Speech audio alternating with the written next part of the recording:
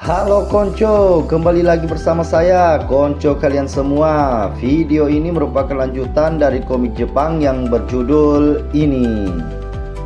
Untuk kalian yang belum menonton video sebelumnya, saya sarankan untuk menontonnya terlebih dahulu agar kalian bisa paham alur ceritanya. Terima kasih untuk kalian yang sudah subscribe channel ini. Semoga apa yang menjadi hajat atau impian kalian bisa terwujud dalam waktu dekat. Amin. Oke Konco, tanpa bertele-tele lagi, begini ceritanya. Di episode sebelumnya, setelah Krum berhasil bertemu dengan Kalmea, kemudian berlanjut dengan pertarungan singkat melawan Arthur, yang dimana di tengah pertarungan itu Ruby muncul di sana. Dan sekarang cerita pertarungan antara Krum melawan Ruby ronde pertama dimulai.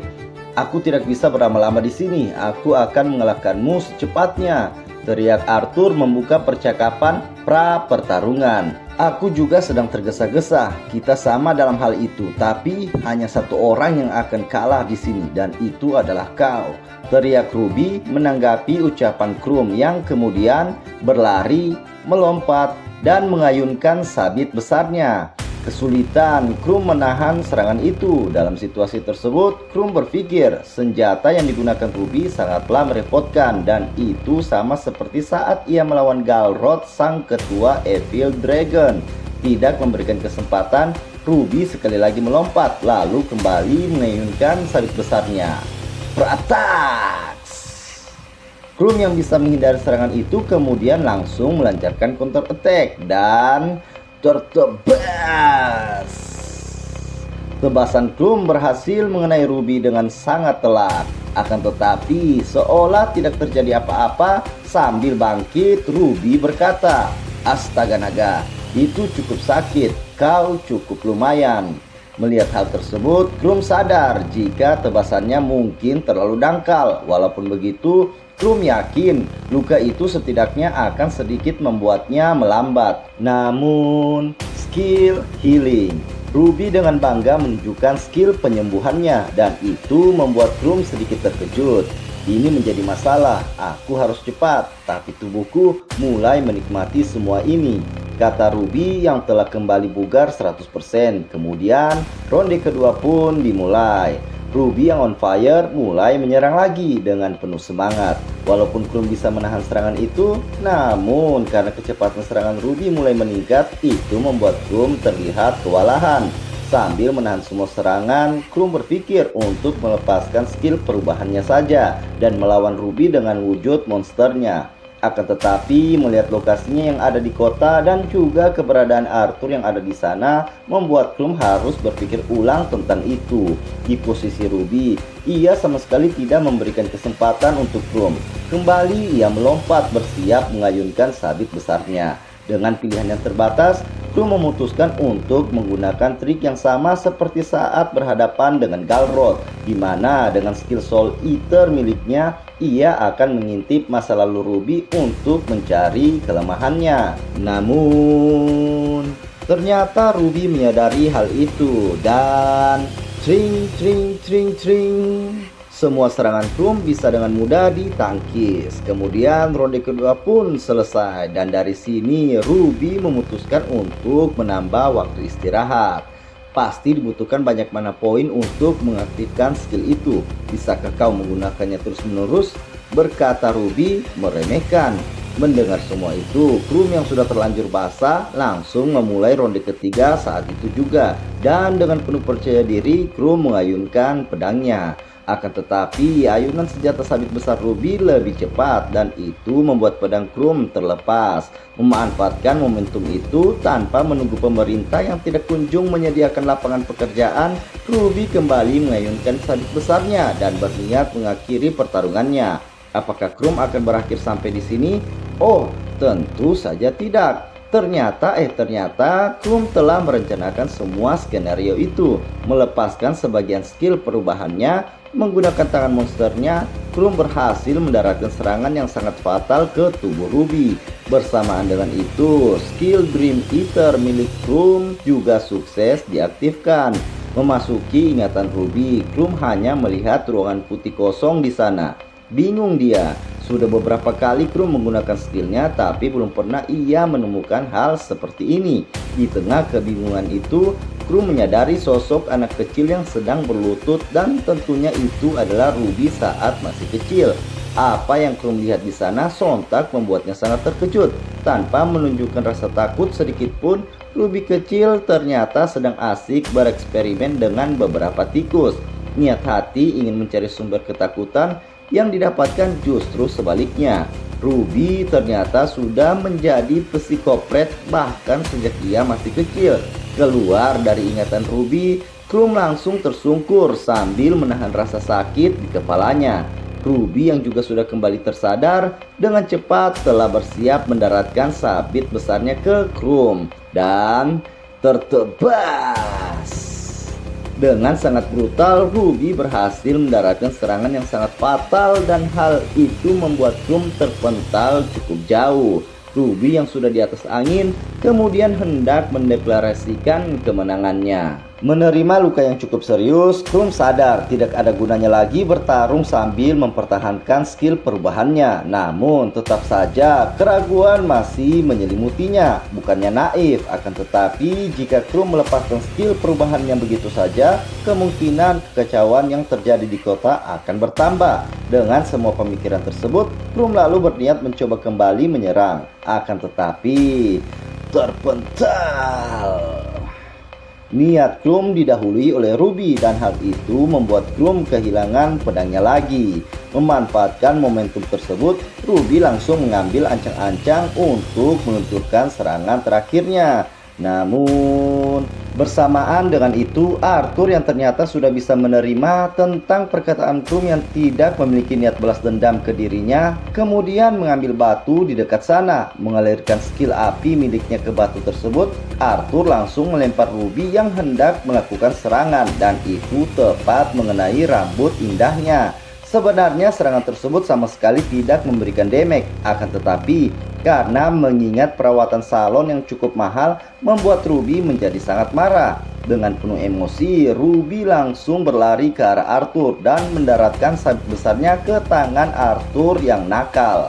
Tidak memberikan ampun, Ruby sudah bersiap lagi dengan sabit besarnya, hendak memberikan Arthur tiket gratis ke alam baka. Krum yang tidak menginginkan itu terjadi, tanpa berpikir panjang lagi langsung menonaktifkan skill perubahannya dan dengan cepat bergerak menahan serangan Ruby. Kebingungan Ruby dibuatnya, dan tanpa mengucapkan sepatah kata, Krum langsung menyerang. Walaupun serangan itu sangatlah cepat, Ruby masih bisa menghindarinya. Akan tetapi tanpa memberikan jeda, Krum sudah bersiap lagi dengan tinjunya. Bogem! Apakah pukulan itu kena? Tentu saja. Namun Ruby bisa meminimalisir pukulan itu dengan melompat ke belakang.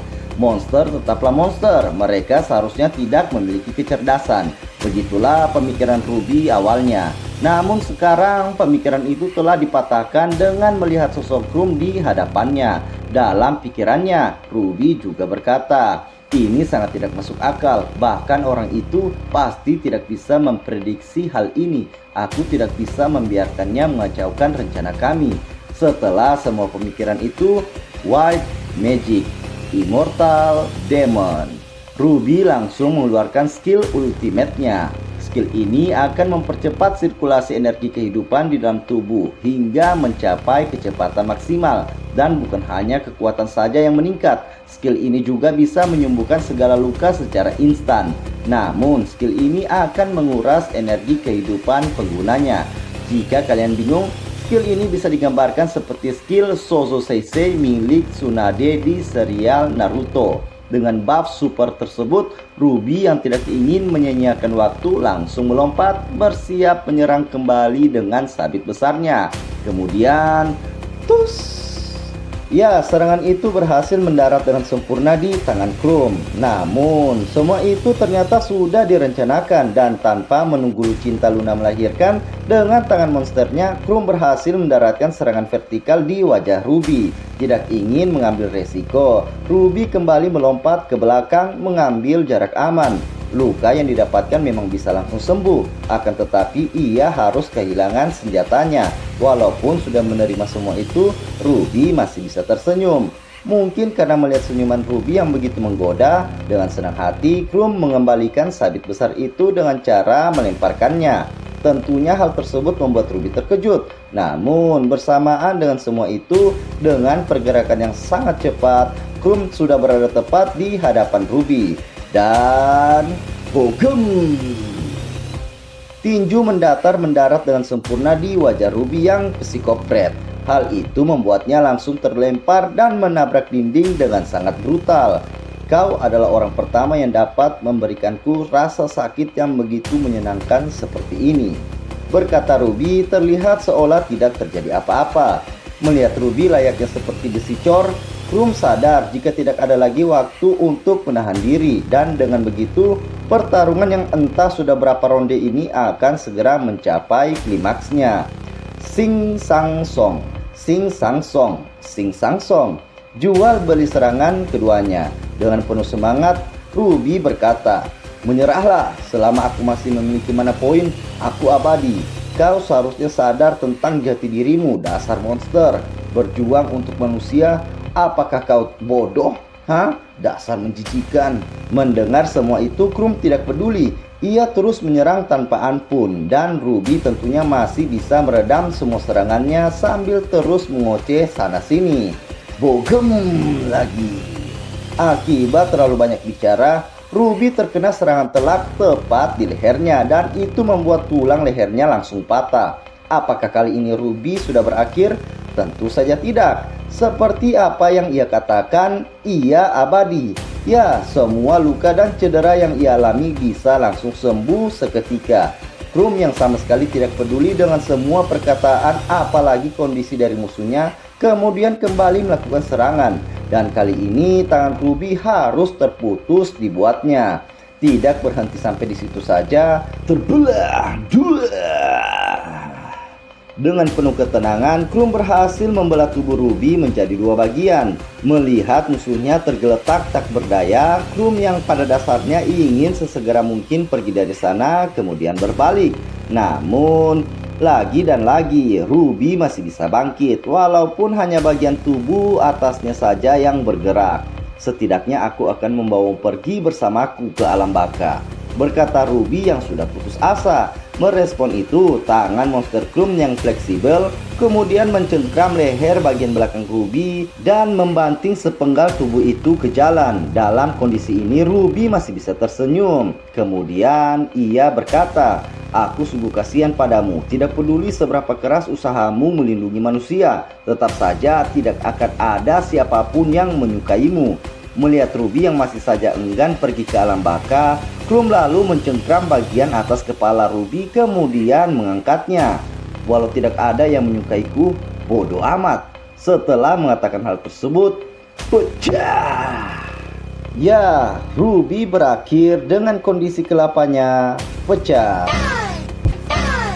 Ditandai dengan munculnya pemberitahuan sistem mengenai kenaikan level. Alhasil pertarungan ini pun akhirnya selesai dengan kemenangan berada di tangan Krum. Dari sini Krum sebenarnya ingin segera pergi, namun sebelum itu ia harus melakukan sesuatu ke Arthur terlebih dahulu. "Sudah kuduga, kau adalah monster. Niatmu kemari hanya untuk mengirimku ke alam baka, kan Krum?" teriak Arthur melihat Krum berjalan ke arahnya. Tidak merespon perkataan Arthur sama sekali, Krum kemudian memegang bagian atas kepala Arthur dan skill Phantom.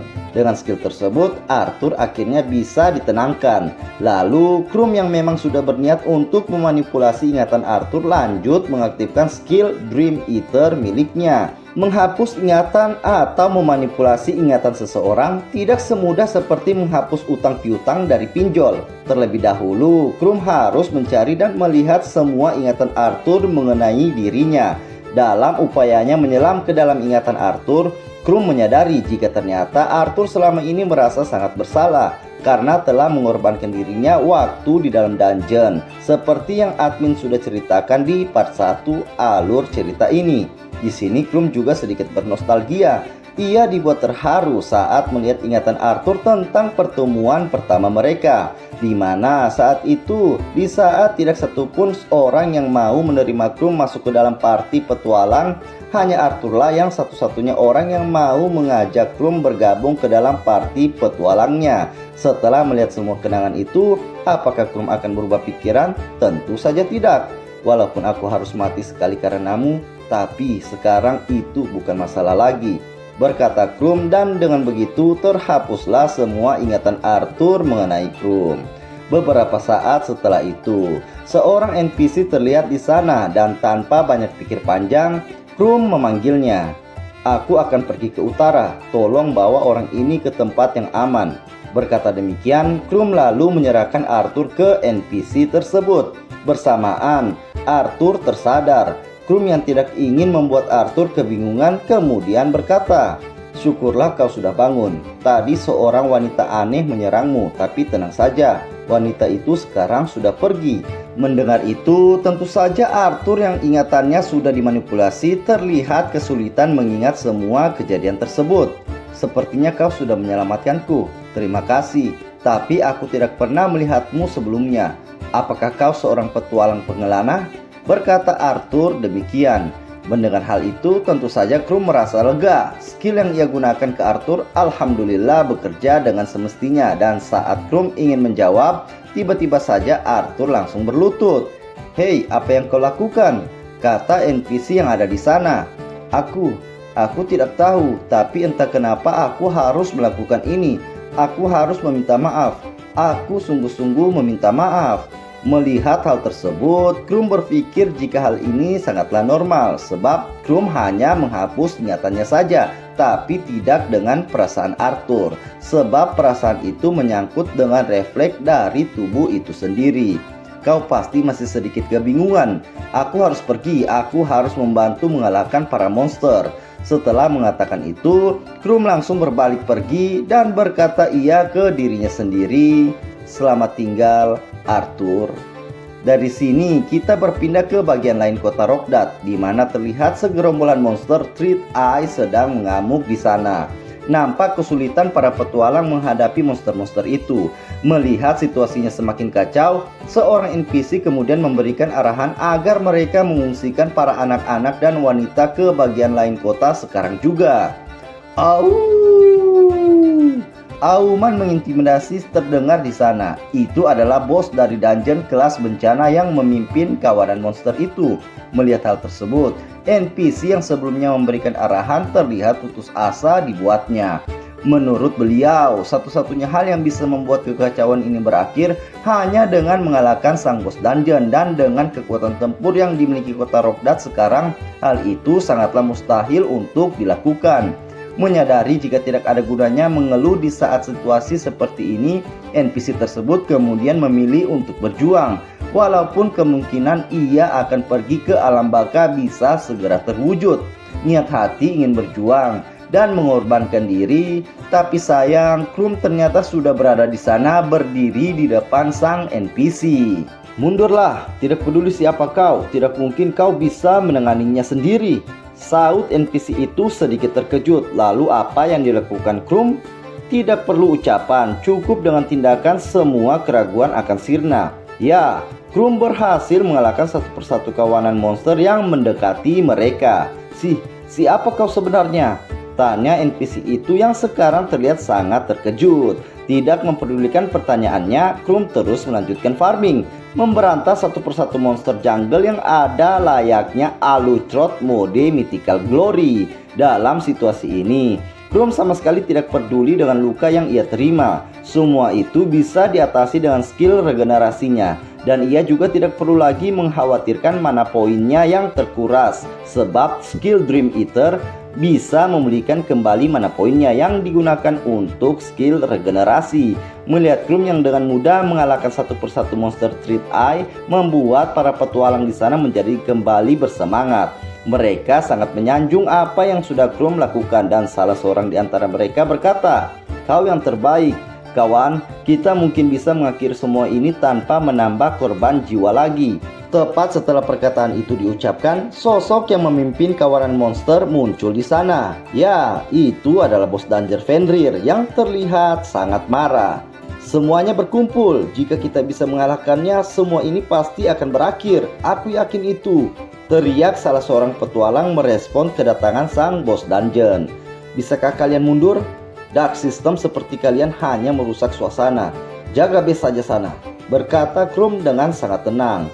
Aku tahu kau mantan Mythical Glory, tapi tidak peduli seberapa kuatnya kau, itu terlalu ceroboh, kata NPC Epic ini lagi. Malas mengadu argumen dengan NPC Dark System, Krum yang sudah bertatapan wajah dengan bos Dungeon Fenrir langsung saja menebas wajah monster itu dengan sangat smooth. Tertebas. Para NPC Dark System yang melihat hal tersebut langsung terdiam dibuatnya, dan dari sini pertarungan ketiga Krum di kota Rok'Dat dimulai. Terlihat Krum sudah berdiri di atas bumbungan atap bangunan yang ada di sana. Kepercayaan diri Krum tidak terbendung, apalagi setelah mengetahui jika sang bos dungeon ternyata lebih lemah dari semua musuh yang pernah ia hadapi sebelumnya. Tidak ingin menunggu Gibran menjadi presiden, Krum langsung melompat dan menebas sang monster dengan penuh semangat. Tebas, tebas, tebas. Nampak sangat jelas jika sang monster tidak berdaya di hadapan Krum. Padahal pertarungan baru juga dimulai. Karena tidak ingin dikirim ke alam baka, sang monster memutuskan untuk kabur. Oh tidak, monster itu akan kabur. Kita harus menghentikannya, teriak seorang NPC di sana. Merespon hal tersebut, tentunya Krum sadar jika sang monster telah memiliki rasa takut akan dirinya, dan dengan begitu skill Phantom bisa digunakan. Di alam bawah sadarnya, sang monster terjerat dengan rantai besi, dan hal itu membuat pergerakannya pun terhenti. Ya, skill Phantom sukses diaktifkan. Kemudian tebasan terakhir. Tanpa menunggu aba-aba, Krum menebas sang monster, dan dengan begitu ancaman terbesar dan terakhir kota Rok'Dat akhirnya bisa diatasi. Informasi kenaikan level kembali muncul, dan sekarang Krum telah naik ke level 54. Menyaksikan hal tersebut, para orang-orang yang ada di sana sontak sangat senang. Sahutan kegembiraan, pujian setinggi langit ke Krum terdengar riuh. Pahlawan baru telah lahir, begitulah kata-kata mereka. Tidak ingin mendapatkan sorotan lebih dari ini, Krum langsung mengambil tindakan. Berkata ia, jika semua ini masih belum selesai, dan memerintahkan mereka untuk pergi berpencar menyusuri kota mencari sisa-sisa monster yang mungkin masih hidup. Dengan tumbuhnya rasa percaya terhadap Krum, tanpa keraguan mereka semua langsung mengiyakan perkataan Krum dan mengerjakan perintahnya. Lalu apa yang dilakukan Krum setelah itu? Ia juga pergi dari sana, dan tujuannya adalah kembali ke lokasi di mana jasad Ruby berada. Sesampainya di sana, Krum mengingat ucapan Ruby tentang jika dialah yang menjadi dalang dari semua kejadian ini. Krum menjadi sangat penasaran, ingin hati menggali informasi lain. Namun sayang, Ruby sekarang telah pergi ke alam baka. Krum lalu menggeledah jasad Ruby. Ia mencari sesuatu yang membuat perasaannya gelisah. Dan ya, sebuah biji berwarna ungu ditemukan, dan biji tersebut mengeluarkan aura kejahatan. Mungkin saja biji itulah yang membuat monster-monster itu datang ke kota Rok'Dat. Begitu kesimpulan yang Krum pikirkan.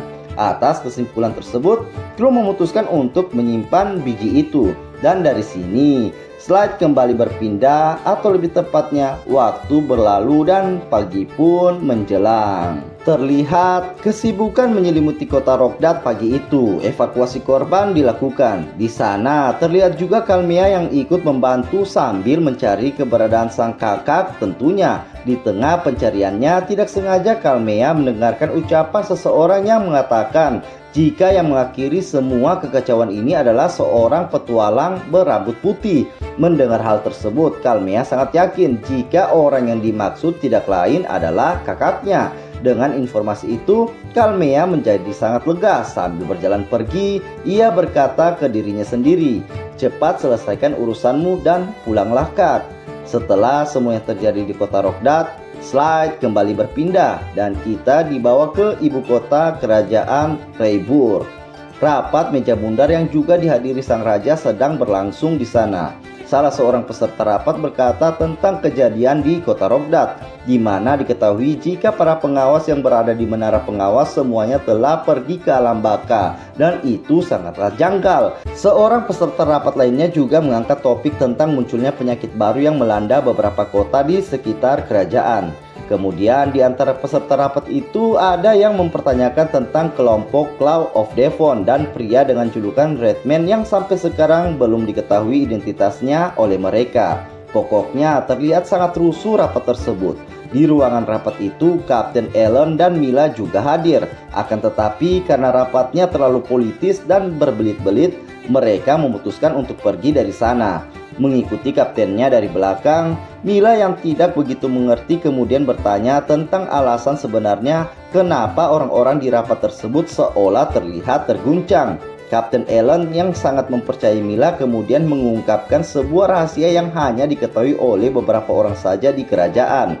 100 tahun yang lalu, seorang penguasa di salah satu kota kecil berhasil mengekang monster, kemudian menggunakan semacam sihir jahat, lalu mengendalikan monster-monster itu untuk menyerang ibu kota.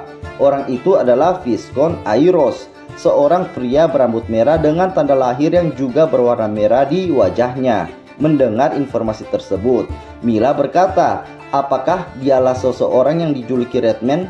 Ini mustahil, sebab itu sudah terjadi 100 tahun yang lalu. Tidak merespon perkataan Mila, Elan kemudian melanjutkan cerita tentang sejarah lainnya, di mana 300 tahun yang lalu seorang penyihir istana dihukum metong karena telah mengutuk seluruh kerajaan. Orang itu juga memiliki rambut berwarna merah dan memiliki bercak merah mengerikan di wajahnya. Namun untuk cerita ini Elan tidak mengetahui kebenarannya dengan pasti, sebab ceritanya hanya sebatas desas-desus di kalangan bangsawan kerajaan. Bahkan nama dari penyihir tersebut juga tidak diketahui. Informasi ini tentunya membuat saya dan Mila terkejut. Mila kemudian menyampaikan tentang 1000 tahun yang lalu Tuhan telah menganugerahkan keajaiban dan membuat manusia bisa hidup tanpa rasa takut akan monster. Dengan ini Mila meminta tanggapan Elan. Mengambil jawaban dari kitab suci yang ada di dunia itu, Elan berkata, memang benar ucapan Mila. Namun anugerah dari Tuhan itu terlalu besar dan sebagai timbal baliknya bencana melanda selama 7 hari berturut-turut. Di hari ke-7 bencana itu monster mengerikan berwarna merah merayap keluar dari perut bumi. Mendengar semua cerita tersebut, Mila lalu berkata, jangan bilang semua kekacauan di dunia ini disebabkan oleh pria Redman itu. Merespon perkataan Mila sambil menarik nafas, Elan berkata, aku tidak tahu, tapi para pendeta tua menganggapnya seperti itu. Hanya orang penting saja yang diizinkan mengetahui semua cerita ini. Jadi jangan ember kau, jangan sebarkan cerita ini ke siapapun. Elan kemudian melanjutkan perkataannya. Terlepas dari semua cerita yang sudah ia katakan, ada satu hal yang pasti, di mana penyerangan monster semakin meningkat dari tahun ke tahun. Dan jika ini terus berlanjut, umat manusia tidak akan bisa menahannya. Setelah mengatakan hal tersebut, Elan kemudian mengeluarkan poster buronan dan dari sini slide kembali berpindah ke tempat lain. Terlihat sosok Meisdo tampan sedang membaca sebuah laporan. Dan dari laporan tersebut, Meisdo mengetahui jika apa yang Acer katakan tentang mengendalikan dungeon dan monster itu adalah kenyataan. Walaupun serangan monster itu berhasil digagalkan tentunya. Di sini Meisdo cukup senang, ia juga sudah mengambil keputusan jika ia akan mendukung Acer sepenuhnya. Meisdo memang senang, tapi tidak untuk Acer. Memukul meja dengan keras ia, raut wajahnya memerah, menandakan amarah memuncak sampai di ubun-ubunnya. Melihat hal tersebut membuat Meisdo kebingungan dan sedikit takut. Ia lalu mencoba menanyakan alasan Acer sampai bersikap seperti itu. Tidak merespon pertanyaan Meisdo, di dalam pikirannya Acer terus bertanya-tanya tentang suatu hal. Bukan masalah jika serangan oleh monster ke kota Rogdat berhasil dihentikan. Bahkan jika bos dungeon Fenrir dikalahkan, itu juga bukan sesuatu hal yang harus dipertanyakan. Akan tetapi, apa yang menimpa Ruby-lah yang menjadi keresahannya. Acer sempat berpikir tentang kemungkinan jika Ruby berkhianat. Namun pemikiran itu langsung ia buang. Ia juga tidak yakin jika ada seseorang di kota Rogdat yang mampu mengalahkan dan mengirim Ruby ke alam baka. Kemungkinan ada campur tangan kesatria kerajaan, dan jika itu benar, biji ungu yang mengandung darahnya yang ia berikan ke Ruby pastinya sudah ditemukan dan disita. Namun sekali lagi Acer meragukan pemikiran ini. Ia tidak bisa membayangkan jika di zaman ini ada seseorang yang mampu melakukan semua itu. Sombong sekali beliau ini. Selepas dari semua pemikirannya, Acer kemudian mulai berbicara ke Mesdo. Maafkan aku Tuan Mesdo, sekarang kita bisa melanjutkan rencananya. Namun ada seseorang di kota Rogdat yang mungkin sudah mengirim rekanku ke alam baka. Jika kita tidak membereskan itu terlebih dahulu, aku takut itu akan merusak rencana kita. Dari pertemuan Mesdo dan Acer, kita akhirnya diperlihatkan lagi sosok pemeran utama dari cerita ini. Orang itu tidak lain adalah Krum, sang babang monster. Duduk di batu sambil mengamati biji ungu yang ia ambil dari Ruby, Krum berharap jika author komik ini bisa dengan cepat melanjutkan ceritanya. Ya, cerita komik ini sangat disayangkan harus berakhir sampai di sini. Atau lebih tepatnya, season 1 dari cerita ini telah selesai. Oke konco, seperti yang saya bilang barusan, komik ini sangat disayangkan belum ada cerita kelanjutannya. Kandas di season 1. Untuk konten cerita berikutnya, saya sudah menemukan judul lain dan tinggal menggarapnya saja. Jujur, menggarap konten seperti ini dibutuhkan banyak sekali waktu. Saya pikir jauh lebih hemat waktu membuat konten alur cerita film. Tapi tenang konco, saya tetap berada di jalur rekap cerita komik. Hanya saja mungkin ada konten lainnya, jadi ditunggu saja konten apa itu. Oke konco, terima kasih sudah mau mengklik video ini. Terima kasih atas waktu kalian yang sangat berharga. Maaf jika masih banyak kekurangan dari video saya. Tetap sehat untuk kalian semua tentunya. Dan begitulah ceritanya. Alhamdulillah selesai.